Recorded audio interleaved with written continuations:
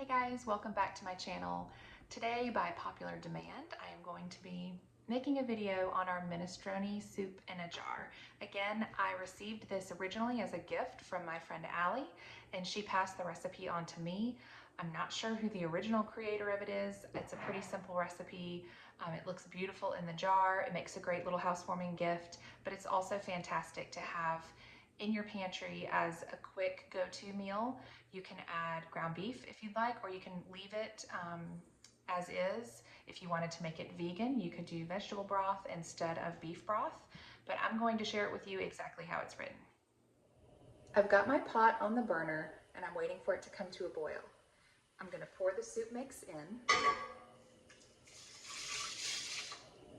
Now the recipe calls for 8 to 10 cups of water. We have an extra large family, so I go ahead and add the 10 cups. There's so much flavor in this soup. There's really not much of a difference. I don't feel like the flavors are diluted if you choose to add the full 10 cups of water.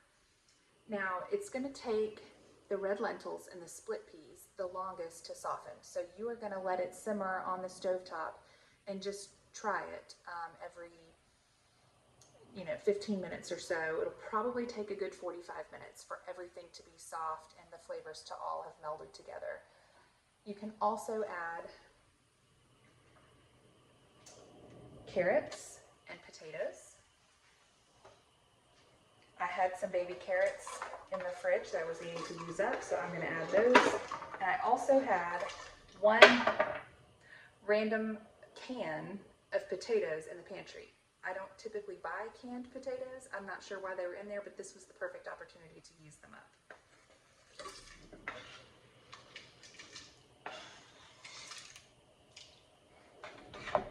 You also need to add 1 large jar of crushed tomatoes.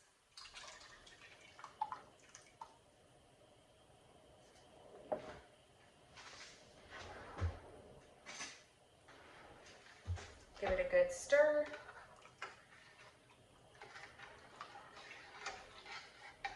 And then when it reaches a boil, go ahead and turn the heat down to low, cover it, and let it simmer for 30 to 45 minutes. I let our soup simmer on the stove for about an hour before I turned it off and allowed it to come down to room temperature. We're going to have ours later tonight for supper.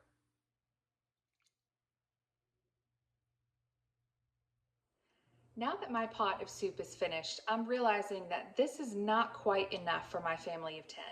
So before I serve it tonight, I'm going to add about a ½ pound of cooked ground beef, maybe some more pasta, and definitely a jar of marinara sauce. One of my favorite soup recipes is vegetable beef soup, and the one that I use calls for crushed tomatoes and a jar of spaghetti sauce or marinara sauce. It adds a richness and a depth to the flavor, and it's just another way to bulk it up. I hope you enjoyed this simple minestrone in a jar recipe. This goes very well with homemade rolls or sliced bread.